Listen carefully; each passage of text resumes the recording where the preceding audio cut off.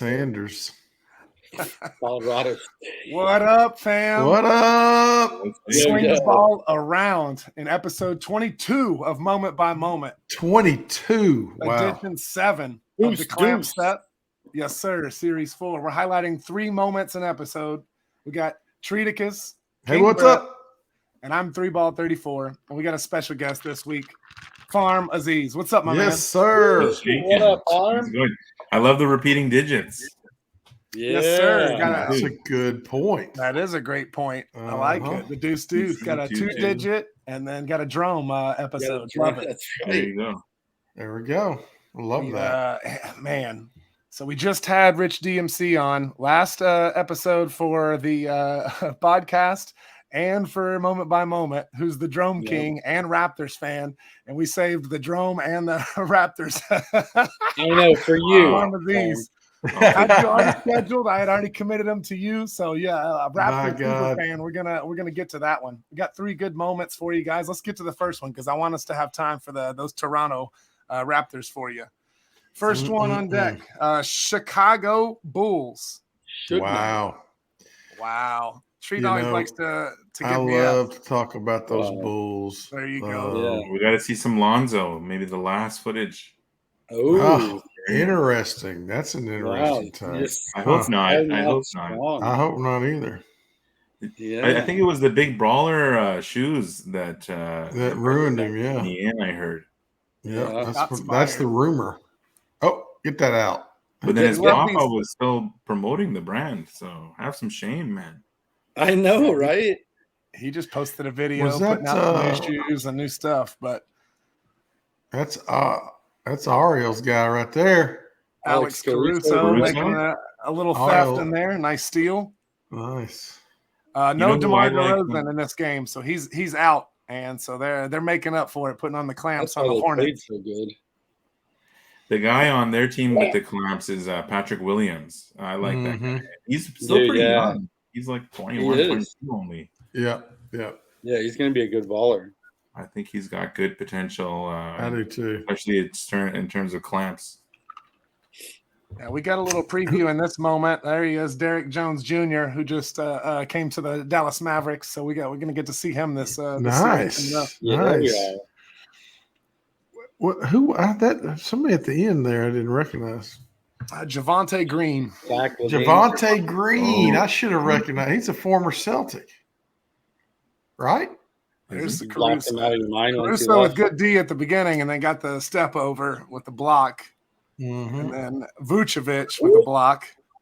Vucevic not known for his D, though. Oh, that's Caruso. More of a scorer. Yeah, but the previous one. Yeah. Who's 7? Who was that 7 throwing that hoop? With the haircut that threw the oop. I'm not sure who that was. I get Gordon Hayward vibes, but I know it's not Gordon. He plays for the Hornets. No. And again, with DeRozan out, there's probably deeper into the bench. I'm not sure who that is. Exactly. Yeah. Right. Oh yeah. Green's a hustle. Wait, he did it. He hustles. Like who's that right there? PJ Washington. Man, some of these it's kind of hard to, like we've talked about this before. I know they're trying to get different guys in these moments so they don't have their own moment, right? But they're in something like this. And then some of them I can't even tell who they are. Going deep into that bench for the you got to get some new glasses, I think. That might help you better. Bulls clamp. I tried to give us a little bit more zoom on these moments so that when we're watching them here in the real time, that we can at least see some jerseys and see some faces, hopefully. But yeah, that was a tough one. There he is right there. We got Bulls on number 1. They ended up winning that game pretty good. All the clamps, they just dominated on defense. And you mentioned that they get to bring in some other extra players, people that don't get a ton of time, maybe third or fourth on the team. But it's cool to see the inclusion, but also just as a team when they dominate somebody and there's lots of steals happening, blocks happening, it's a fun defensive team effort.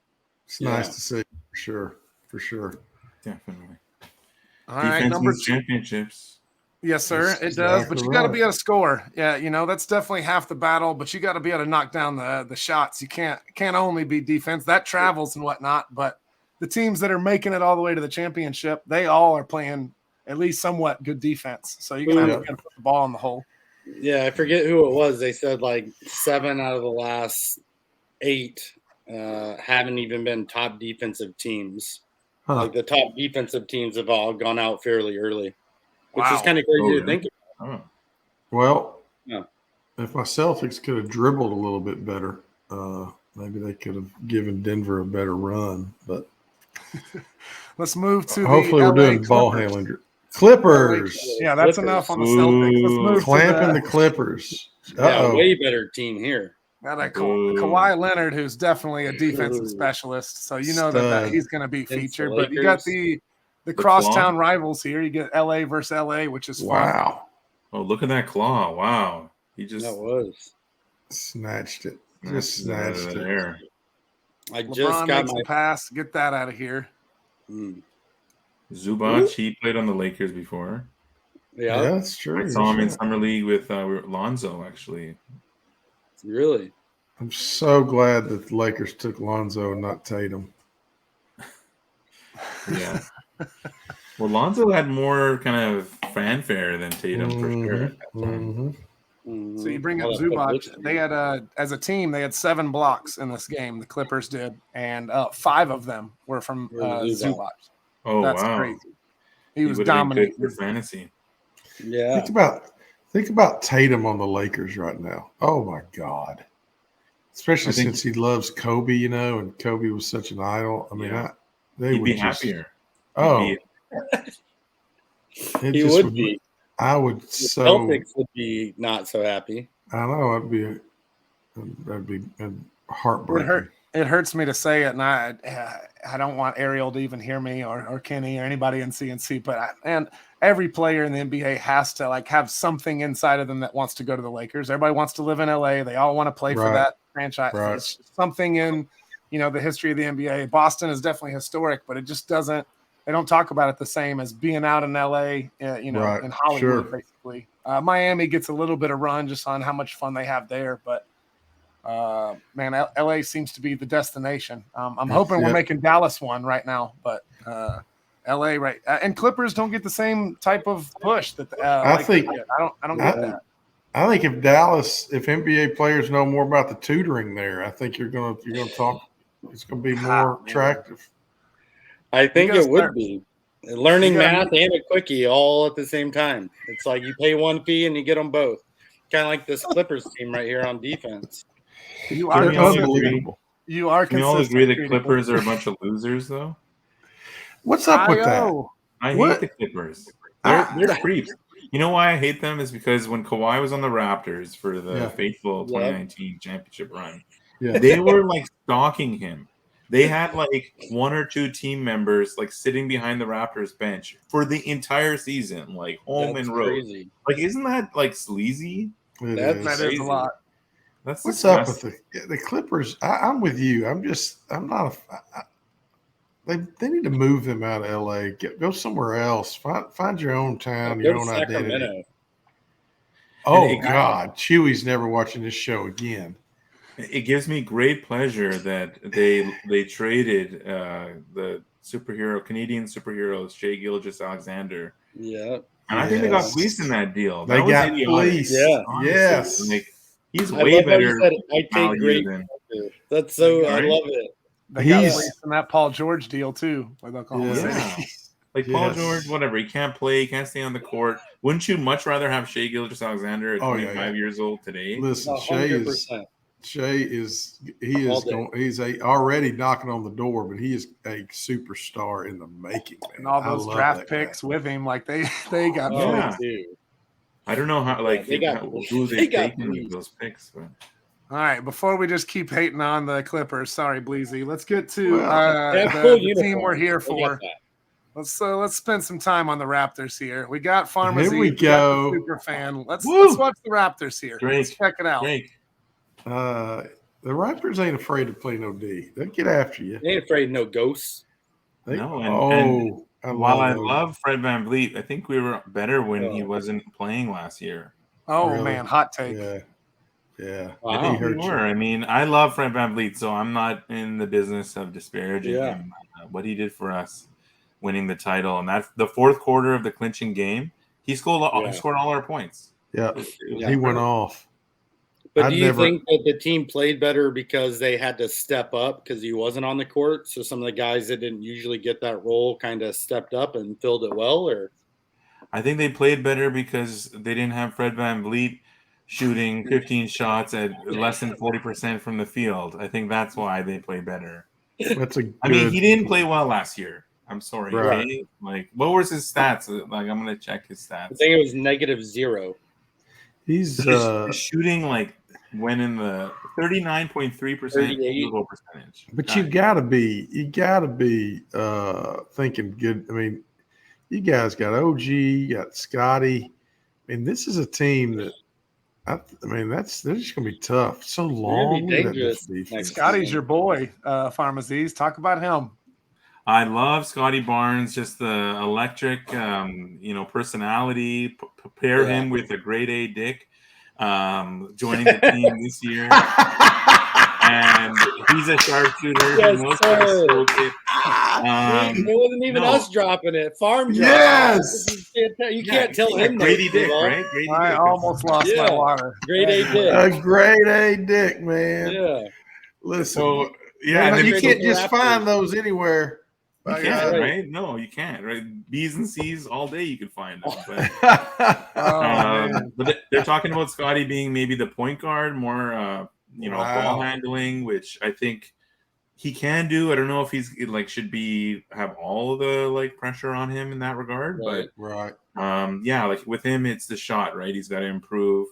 Part of me I want to keep Siakam, but they're at a bit of a crossroads here. Right. And if they did move on, and they kind of handed the keys to Scotty and OG, I think OG could go off if Siakam is dealt.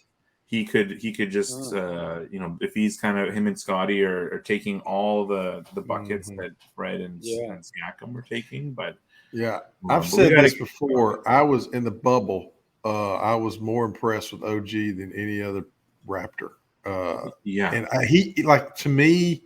He was the scariest guy. We couldn't. When he clamped down, we were just stuck. I mean, I love that player. And that Top Shot moment is one of my favorite Top Shot moments where he hits that. It might have a painful memory for you, but that was unreal. That's what I'm talking about. It wasn't painful to me at all. That dude give you nightmares. That dude give you nightmares, and there's nobody else like that on that team. He's got it, man. He's got that dog, man. So funny story about that moment. And it's another example of when you have that in real life kind of experience with that play and watching it, it connects even more. So I was actually at a wedding, my wife's good close friend's wedding, and the dad of the bride was giving a speech, and I had the game on my phone in the corner live streaming, and then all hope was lost, right? We were down 0.5 seconds, 2 points, and I'm just demoralized. Season's on the brink here. And then I watched that go in, and then I threw up the threes in the air. And thankfully, I didn't scream or anything. But then my wife's like, "Pull your head now! What are you doing?" Stop it. So that's why I remember that, because I was all hope was lost. I was you giving up? Yeah. And then it was just oh my God, we're back from the dead. So yes, best that's wedding why that ever. moment will never leave my collection. Basically. That's awesome. Great memory, that's a great moment. Yeah, for sure. Yeah, it is. And there's only 165 of them, so that was one of the first when I joined end of 2020. That was one of the first rares I ever bought, actually. Was it really? Because I connected to that moment from the experience. So it was a COVID wedding type thing. So those go ahead, Treat. No, those are. I mean, I think we've said it before. Those bubble moments, man. You talk about owning the history of the NBA. You've got it. For sure. Yeah. There's some good ones for sure. You talked earlier this week on the podcast about going to games and wanting to collect moments that you were in the arena for, and you've been able to do that, and Treats talked about that as well. But on a smaller level, maybe those of us that are just watching games, and maybe we're not close to a arena where we could go to games, but we're watching live NBA and we see a moment happen in real life, and you watch it and you're like, oh my goodness, that's going to be an NBA Top Shot moment. The original NBA Top Shot, NBA and trying to get that put on there. I bring that up because I was watching that Scotty Barnes back down. He's bringing the guy down to the block, and then he brings it out like he's going to hook shot it, and he throws it down like anybody I've never seen. And it became a S4 throwdowns moment. Me and King Brad are huge fans of that set. And it was one of those, when I saw it, I was like, that's going to be a moment. It has to be. That's on Top Shot. Yeah. That's inherent in our experience now because of Top Shot. And that was a grown man move from Scotty Barnes. And I remember watching it too. And now with the rookies, it's fun because I remember watching his first bucket. And I was like, oh, that's going to be a Top Shot. He got like a sky hook type thing in there. And actually, I heard like an interview, and somebody was asking him about what some of his favorite buckets are, and he mentioned that, and he was kind of bragging about, oh, I got the like sky hook on it and whatnot. So maybe he needs to be introduced to like his moment. And then he can kind of, he has that connection. Like he remembers it, right? Like right. And it's like with hockey. I have kind of tried to get some packs on that NHL breakaway, but with hockey, whenever the guy scores his first career goal or point, somebody goes and fishes the puck out of the net, right? So that's like a keepsake you can have, but to have that actual highlight, is another way for all of us. There's only one puck, right? So for us, people, to the fans, to be able to own a piece of it, it's a great way to do that. And I watch games with that same thing in mind, like. This week with NFL starting, if somebody has a one-handed catch, we know that's going to be on all day. That's going to be on there, yeah. I love that too. There's certain players like I'm obviously a Grant Williams fan who's a Maverick now. Yeah. But even when you talk about the TSDs, right? I mean, there's something special. This is their debut on the platform, and the players you like, you just want to have those. For me, that's a big one that I'm looking for. I want to have my favorite players Top Shot debut on the platform for sure. And I like the fact that they go with like their first bucket. And it might not be the best, play ever. Like, LaMelo is the famous one with the assist, his first assist ever. But at the same time, it's like we always kind of talk about the actual players collecting, but what matters to the players too? They're going to remember that first bucket. Right? So I think that carries weight for a reason. And I love that they do that with the debuts, and now it's going to be a thing like Wemby. Like, what is going to be Wemby's first moment? Like, when you're watching his first debut game, I saw him in Summer League this last year. I don't mind the Summer League moments, but it'll be interesting his first. For his first game. It will be. Go with. So. What do you think, hypothetically? You think it's going to be like a step back shot? You think he's going to dunk it? What do you think his first moment's going to be? That hasn't happened. We're all going to be right and wrong. I think I'm going to go step back 3, because he had pulled a couple of those at Summer League, and that's what kind of makes your jaw drop. But it's interesting. I was thinking about it because everybody obviously is like wowed with his potential. But it's because of his potential close to the rim, because he's so much bigger than everybody.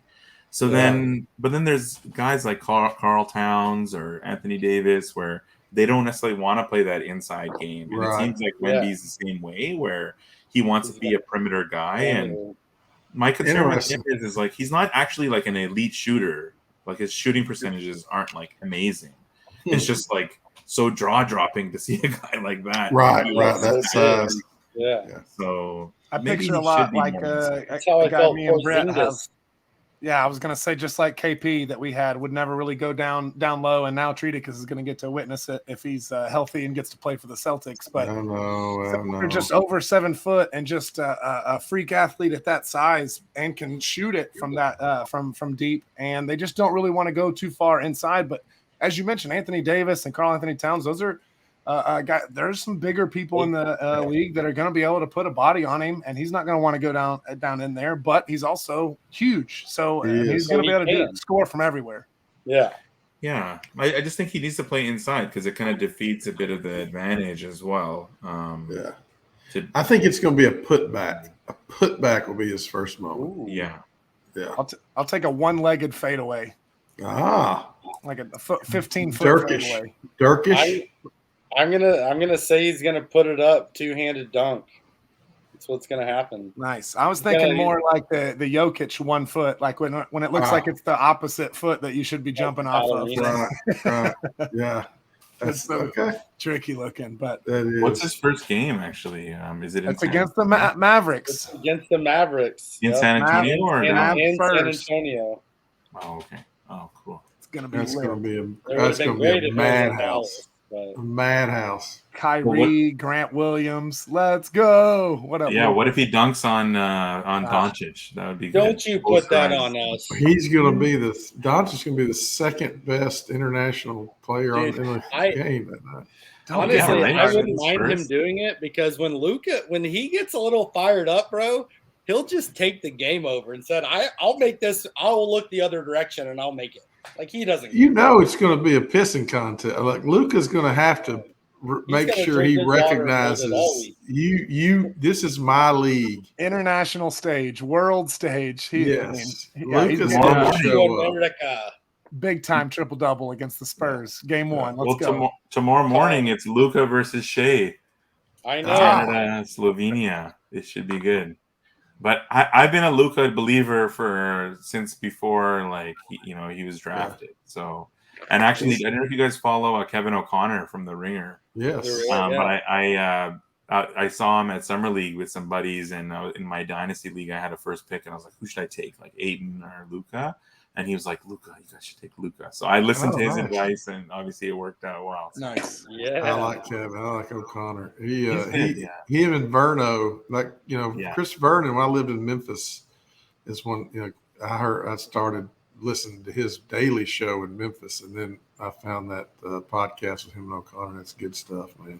That's where I first heard about Top Shot. Was on that podcast. Yeah. I try to tweet at them every so often. They're good. Larry Bird, I tweeted at Bill Simmons and Kevin O'Connor, like, you guys up? Like, are you down? Or because I think I heard Bill Simmons say, like, oh, if they bring a such and such Larry Bird moment, maybe I'll like this is in the peak days. Yeah. I was like, hey, it's here now. It's here. Now's the time. And I own all the Larry Bird rares. I'm not trying to, I got the debut. I got the debut. I do want to get the other ones. I actually have a few offers, but I kind of went a little bit on the low end, and I like throwing out the offers there, and then just being surprised one day. Why not? Like I actually just completed my S1, and my last one was the LeBron S1 series. Get out! Congratulations, buddy! Congratulations! In there and. It's like Christmas when it comes through and you see that little red notification. The worst thing is when you check your email first and it's like, congratulations. I'm like, no, wait, I don't want to see it. Wait, when did I get it?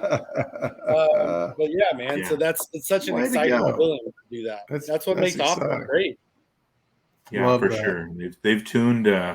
I think the market's in such a healthy place because if somebody wants to like dump, they're just going to take the highest offer. So then the floor maybe doesn't get impacted as much. But hopefully, hopefully you never know, right? But hopefully, things kind of continue to stabilize. We got to get offers for all day though. Like it's funny how like these different Dapper products like don't have the same features. You'd think you'd be like, just get the offers team from Top Shot on this. Right. I think they want to see it succeed and whatnot. And after some proof of concept, they'll probably be sharing some things back and forth. But you don't want to just jump all over the place. And you have multiple products, so you could test little things. They have to bring offers, to all day at some point. It's such a good part of the platform. Yeah. I guess you could probably do it on Floaty too if you wanted. Oh, shout out! True. Oh shit, that's true. Floaty. Yeah, that's a good product. That's a good product. But all day. I don't get all day. The new season starting. I have S1. I just wanted to have S1, but Top Shot is something I'm collecting as I go. As you guys said, if I see a crazy play from Scotty Barnes. I want to collect him. So. Yeah, for context, since Ahmad has mentioned the dates and what's happening tomorrow morning and football coming up, we are the first week in September right now. We're recording a little early. You're good. No, football's you're good. about to get started, hence the cowboy hat and us talking a little bit of all day because we're about to start week 1 there. But yeah, very exciting what's happening in the FIBA World Games. Very exciting with football and all day on deck. And just the off season and what Series 4 of Top Shot has brought us is just all good things, man. We're having a great time. We're in a great spot. It's nothing but up from here. Series 4 was fire. Series 5, what is that? Alive? Inferno. Series 4 is still fire. I think we're about to close it out here in a little bit. We still got some unreleased moments that I'm seeing that we still need to get dropped out there. And then we got a new one coming up. Series 5 is live, and that's. I wrote a song. I wrote a Series 4 love song that I'll release as soon as we get the date that Series 4 is closed. I'll release it.